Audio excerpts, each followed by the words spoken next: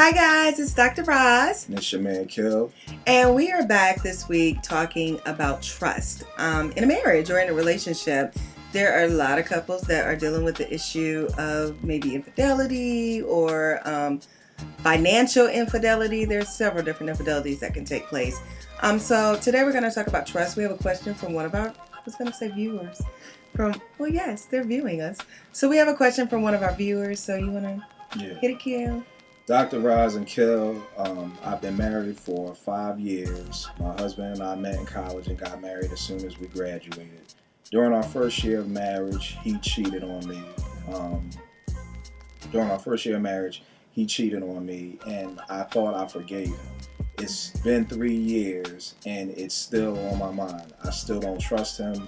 I still don't believe him when he's going places or when he says he's with certain people. I find myself checking his phone, checking his computer, and that's not my personality. How can I get past this? I deal with this a lot with some of the couples that I work with. And believe it or not, you can get past infidelity. You can get past infidelity. It just takes work. And truthfully, it's not really up to you to get past it alone. He should be helping you in the process. And what I mean by him helping you in the process is by his actions. So if he's still participating in things like, what are some things that guys do? Like hide their phone, cut their phone off, stay late for work. You got friends. I ain't saying you do. You got friends. I mean, having your creep phone. Yeah, but she didn't say he was still doing it. She didn't say he was still doing it. She just was like, right, but she doesn't. Yeah, but when she's still 3 years later having issues with it, that's an indication that he hasn't done anything differently. Because if he was doing some things differently, she wouldn't have those feelings anymore. She would begin to feel secure again. I don't know. You know why? Because I look at it like this. Because I think we don't know how to forgive. That may be true. I think the situation is like, you cheat on me. I'm sorry, I didn't mean to. And it's like, I forgive you. Yeah. And I think as people, we think we've forgiven you, and we really haven't. And I know for men, if we do something and a woman says, I forgive you, that's it for us. Yeah, we don't want to hear it again. Forgiveness to us means, okay, it's deaded. I don't want to hear this anymore. And I think what you have is, I call, and for my people out there who I chop it up with, who have cheated, they know I call cheating bankruptcy. Right. Like you got 7 years of bad credit with bankruptcy. You got 7 years of however long less. It takes. However long it takes, prayerfully less than 7. But you got to be one of those people who helps your spouse through it. Yeah. And that's for man cheats or for woman cheats. You've got to be there. And like you said, we think we can get through it by ourselves. No. And I think what happens is you need 3 people to get through this. Number 1, you need God. You need to be understanding what forgiveness really is, and Jesus dying on the cross for us, and about what forgiveness, what forgiveness is. Yeah. Number 2, you need the person who hurts you. Yeah. And this just isn't for marriages. This is for period. This is for people who have problems with their moms, with their dad, with their sister, with their friends, with whoever. That person has to help you through that pain. They have to be able to explain what's going on. And then number 3, I think you need a counselor. You need somebody who can kind of be there to maneuver and give you tips and allow you to see things about yourself. But we don't want to go those 3 routes. We don't want to go to God, or we don't know how to. Yeah. We just may not know how to go to God. I think people don't know how to. I think people don't know how to have access to a therapist. Start at your local church. If you want the church people in your business, go to APA's website and APA. I think it's APA.com, the American Psychological Association. You can go to their website, and there's a listing of psychologists all over, so you are able to find people in your area. But you can just do a Google and put in your zip code, and you can find a psychologist in your area. But I do agree with you. You do need someone to mediate and to help you get through it, because the truth of the matter is, and then we'll come back and I'll discuss understanding forgiveness and why people do what they do, because once you have an understanding of what it is, you are able to move on. But you do need someone to mediate. You need someone who's unbiased, and you need someone who is going to call you out on your stuff. Because truthfully, and here's the truth, and a lot of people don't want to hear it, and I'm going to come. Cheating is a choice, but you still have to look at your role in the situation. What were you doing for this to incur? And I'm not blaming her that got, the young lady that was cheated on. But you do have to look at your role in a relationship to understand why things are occurring. So yes, it was his personal choice to cheat. She didn't make him cheat, but situational factors can make a person cheat. Right. So another person can make you cheat, but a situation can totally make you cheat. And so if you don't have understanding of that situation and what's going on, then you will just think it's only about that person and you'll put the blame on that person. But really the blame should be shared between the two that are in the relationship. Because maybe this person has expressed, I need this from you, and you shut that person off. Right. And you didn't meet that person's needs. And so at some point you do have to look at yourself like, well, he did tell me. Right. And it's a lot of self-examination on both parts, because you have to, if your husband cheated on you, he needs to be able to tell you, well, why did it happen? Absolutely. And if he doesn't know, well, and then I don't know, it's not an answer. Right. It's his job to then figure it out. But that's why I said the person who hurts you, it's up to them to also help with the healing process. Because at the end of the day, cheating is wrong. We could look at it like it's a crime. Absolutely. Now, any other crime you do, there's a consequence for it. Absolutely. And you have to pay it. I don't care if it's running a stoplight, if it's just a $40 speeding ticket. There's a consequence for when you break the law. Absolutely. So in a marriage, cheating is breaking the law. There's going to be a consequence. And I think a lot of people, men and women, don't want the consequence. No. They want to be forgiven. Well, I was speeding to get here. Okay. And sometimes you may get off with a warning. Sometimes you may get banged with a ticket. So at the end of the day, it can't just be, I did it, I'm sorry, get past it. Yeah. Because, absolutely, and that's what happens in a lot of marriages, and that's why people can't move past it. Yeah, that doesn't work. And it was funny, we were just talking about this in Bible study about forgiveness, and my pastor was talking about as Christians, we have to be forgiven. And, I'm like, Pastor, real talk, like, you saying it like that's just easy. I know people who are 60-something and haven't forgiven people. So it's not an easy task. Easy. And he was saying, well, it's really not about the forgiveness, Kil. It's about getting past the hurt. That's the hard part. How do I get past the hurt of with this person? How do I get past the hurt of what my mom did to me, what my dad did to me, what my brother did to me, what my spouse did to me? And a lot of times we're coming into marriages at 30 plus with so much hurt in us that we don't even understand. We don't even understand that I'm still mad at my dad, and I'm still mad at my cousin, and I'm still mad at all these people. So we have to learn how to get past that hurt. But again, and negative emotions will transcend across everything that you do. So while you think it may not be affecting you, it is coming out at different aspects of your life. Right. So I think that's the thing, and the counselor piece is huge, because I hear from my friends, yo, Kil, how do you just go talk to some dude and pay them money to just tell them all your business? But you got to understand the best feeling ever when you walk out. That counseling to me is similar to like practice, and if y'all watch enough, y'all know I do sports analogies all the time. And the thing is this, is like, I know you don't watch sports, but I actually. Hey, I do. Okay, cool. Some sports. What's the difference between a Kobe Bryant type player and a regular type player? Do you know? Oh, Kobe gets his practice on. Kobe practices. He gets his practice I used to joke back in the day when AI used to be back in the league, and I said the difference between them two dudes is Iverson is coming from the club at 5 a.m, while Kobe's going in the opposite direction at 5 a.m. to go practice. Now, it's not just Kobe has this great talent. It has to be refined by practice. In the off season, I've heard his workouts are crazy. And I hate Kobe Bryant. I hate when people say he's from Philly, because he's not from Philly. He's from Lower Marion. That ain't Philly. So, but I respect his game. And the thing is that from his mind, he came into the league saying, I want to be the best player. Yeah. And see, it's about where you want to come into your marriage. Exactly. And see, what some type people of want to get you to the NBA just to get the money. Some people grow up in the hood and they say, I want to get to the NBA so I can get this money, and I've always wanted to play in the NBA, and that's where it stops. Yeah. And then you have some people who come in and they say, no, I want to be the best player ever. And it's how we do in our marriages. If you want to go into your marriage and just say, hey, I want to get married, I want to have a kid, I want to get a house, I want to get some cars and live my life, that's cool. But are you coming into your marriage like, yo, I want to have the best marriage in the world. I want to be the best husband in the world. I want to be the best wife. And if you want to be those things, then you're going to have to practice. And you're going to have to shed a lot of baggage. And a lot of times and you got to make a lot of mistakes. Right. We can't shed a lot of baggage by ourselves. I can't tell you how much counseling has helped me, has helped my marriage.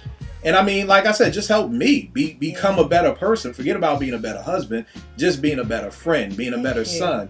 Shout out to the mental health. No, I really, as an African American man, I really appreciate you saying. There you go, the African American. I'm just being black. Just stop being so politically correct. I'm being a black man. Being a black dude. No, right. Just kidding. I appreciate you saying how important counseling is because, truthfully, why most relationships do fail is because you have that male counterpart that's not interested in talking about emotions. You know, and because you don't want to talk about emotions, you in a marriage you start having these bypass relationships. Hey, how you doing on the surface type of relationships, and you're not really dealing with what's really going on. And in that, you know, I said I want to come back to understanding and truthfully, infidelity destroys families. Plain and simple. No ifs, ands, and buts about it. It destroys a family. So not only are you losing trust, not only are you losing, you know, your integrity, but you're destroying a family.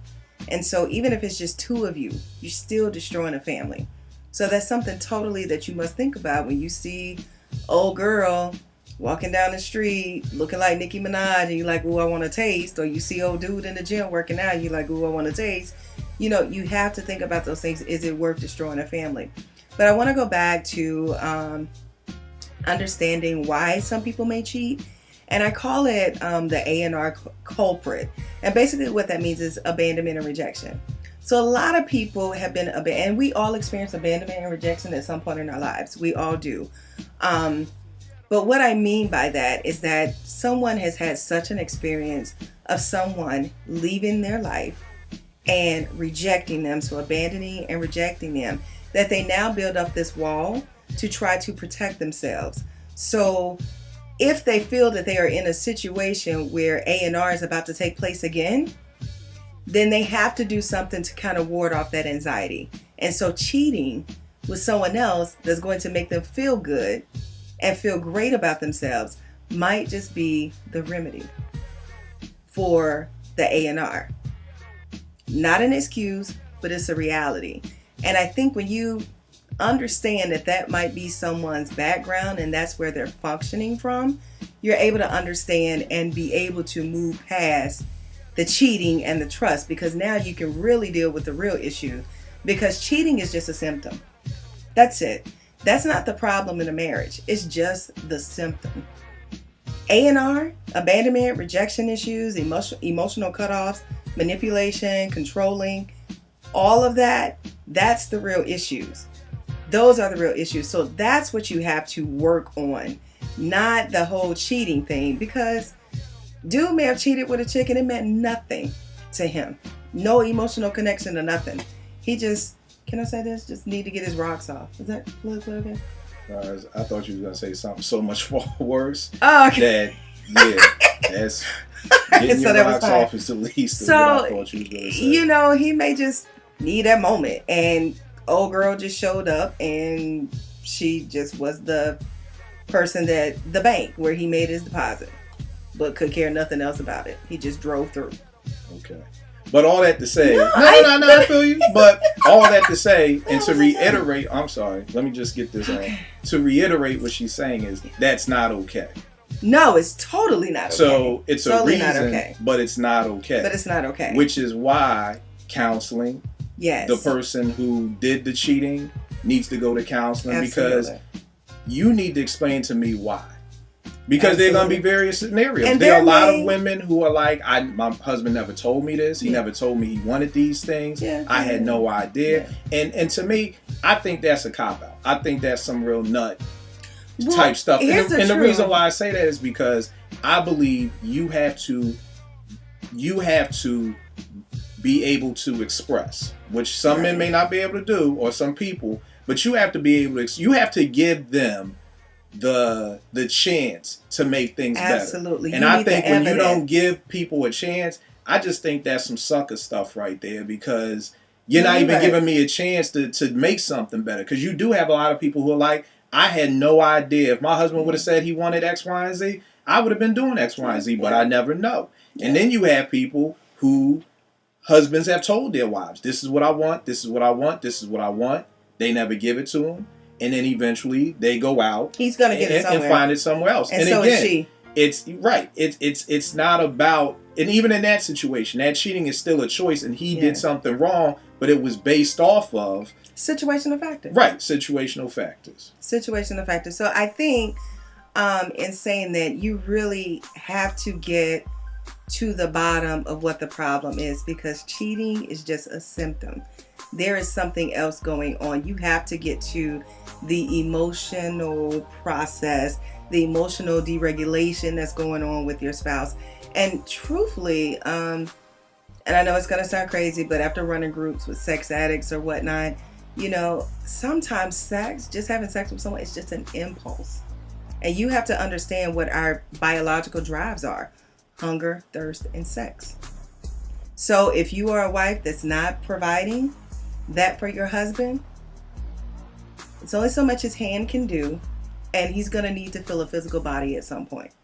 I'll try to keep that clean. Is that okay? Well, you're on G terms right now. You're so far away from right. R is bananas. Just you're saying. Going good. Yeah, I don't want anyone to be offended, but I do want you to understand that it is important. Sex is important for both people, because libidos are no joke. And so if someone needs to have, if they have a high libido, you're gonna have to match that if you don't want your spouse cheating. You're gonna need to understand their libido. But the problem is, we don't talk about it. We don't talk about these things in our relationship. So you have to get to a point. Emotional regulation goes hand in hand with communication. And if you can't communicate about what's going on with you emotionally, then you don't truly have intimacy. You don't have intimacy in your relationship, because intimacy is only created when you share your vulnerabilities. So with that being said, young lady, in order for you to get to the point of where you're trusting your husband again, you guys are going to have to sit down and talk. You're going to have to communicate about what's going on. And he may not know why he cheated. A lot of people do things unconsciously, because the truth of the matter is, we learn how to be treated in other relationships by our parental relationships. That's the cornerstone of how we first learn how to be in a relationship. So if your parents had some issues and didn't do their best, that's how you're going to function in your own relationship. So you have to be cognizant of that and look at that and try to do things differently if you want better in your relationship. So in saying that, the onus is not on you to work this relationship and to try to gain his trust back. Your husband's going to have to do some work, and he's going to have to do some things to give you the evidence that he is trying to get better, but you're going to have to give him the time. And I know it's been 3 years, but that doesn't mean that you haven't given him time. You're going to have to give him the time to provide you with the evidence that he is trustworthy again. So with that, I wish you guys the best of luck. Hit us back. Let us know if you have more questions. Always, email us, or they can. I was going to say call us. You can't call us. You don't have a number. But always hit us up on the blog. You can hit us up on YouTube, or you can hit us up at the email address, and we'll try to answer your question. Give you more advice if that's what you need. I'm Dr. Roz. I'm sorry. You still going? My bad. I'm sorry. And I think a huge piece too is that you have to go to God.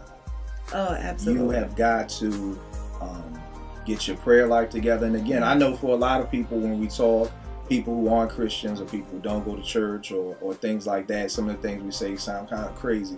But, it's really about, I've seen. Well, as Christians, we go to our God, but whatever your religious makeup is, Roz cleans it up for me. I'm sorry, I don't do good at that. It's okay. But the whole thing is that I've seen this a million times. I've seen people who are like, "Kil, I don't even believe in God," And when times get hard, God, please get me out of this. I've seen it a million times. You're right. Kevin Hart got this joke where he said his man grew up a Muslim his whole life. And he was drowned. He said, God help me. It wasn't no Allah or nothing. It was, God help me. So all that to say is that instinctively we know God. Instinctively, I just believe it's there. Now, if we choose to say I don't believe in God because of something that happened or whatever, but instinctively, even when people say their grace, you know, it bugs me out when people are like, I'm an atheist, but you say grace. Like, I don't get that, you know. But it's instinctive. And we know to go to God when things get rough, you know. And it's about asking God to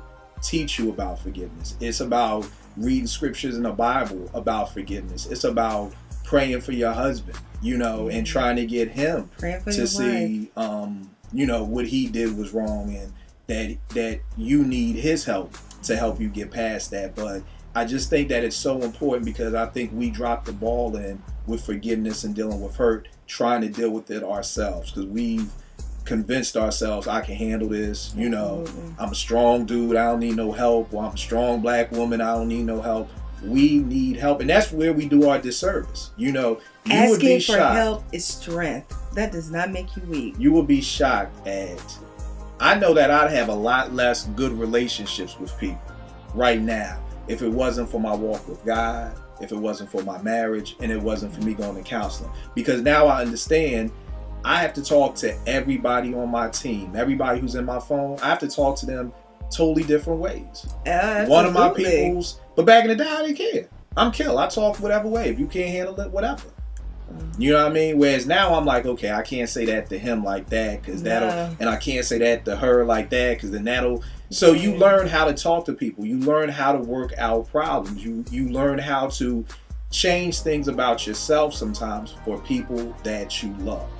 You know, so it's that three-pronged thing, and without it, I truthfully don't think you can get past the hurt. And that's why you go to black family reunions and you see sisters arguing, you know, mama loved you more and you the one who got to go to that good school and I had to go to public school. But it's real. Why does that sound like a Medea movie? I mean, but it's real. But you know why black folk love the Medea movies? Because they see their family in them. You know? So at the end of the day, like I said, people go to their death with hurt, trying to solve it themselves. You can't do it. You try, and it's only gonna make you bitter. Right, it ain't working. And if you get a divorce from this dude and going to the next dude, you're just taking that baggage. You're gonna treat him the same with you. So if you don't deal with the emotions, we've got to nip this in the bud so that we're able to move past. And it's bug because when you really, truly, honestly forgive, it's like a weight lifted off. It is. It's like you're a whole new person. Trust. I've had a lot of people in my life, close people, that I've had to forgive that took years because I wasn't even trying. I didn't even want to forgive. And the truth I was at that point, and I don't know. Well, she says she wants to, so she's not at that point. She wants I was at the point where I was like, I don't want to forgive you. I don't want to. So I'm not doing no work to forgive you. You know, and it wasn't until it wasn't until really getting right with God that it's like I have to forgive you. And keep in mind, I don't have to be your friend again. Yeah. I don't have to hang out with you again. Forgiveness is not, you know, okay, I forgive you for stabbing me in the back. Now we best friends again. Yeah. No, it's just being able to say, you know what? I know you did what you did, and it's whatever. And when you get to that point, you understand. Like I said, you become a better person. Through Facebook, I'm linking up with a lot of my old peoples, and I'm like, yo, I know we had a falling out, and I'm going to people like, yo, I know we had a falling out. If it was my fault, I apologize. Like, let's just get that out. Let's get that off. Let's not act like it never happened. Because we both know why we stopped talking. You know, there was a fallout, but you know what? You my man. Time has passed. Whatever I did.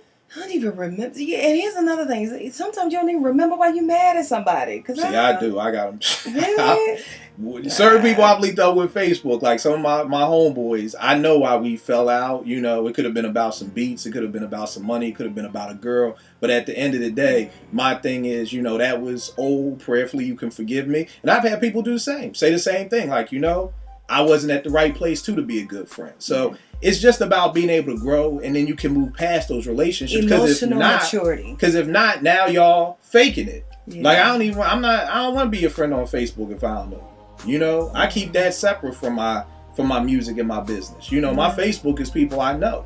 You know, so all that to say, prayerfully, that helped you. Your friend. What happened? I'm happy to be your friend. There you go. So prayerfully that helped you. And like Roz said, you know, hit us back up. Let us know if things got better. Let us know if things are moving forward. Email us. Be one of the couples to get the free session. Email us, girl. So, email us now. You know, as soon as you hear this. And then pass this on to your friends. I'm sorry. Nah, it's cool. It's cool. So tilldeafinfo.com. Keep it locked. I'm Kil. I'm Dr. Roz. Stay tuned. Stay tuned. Keep it locked.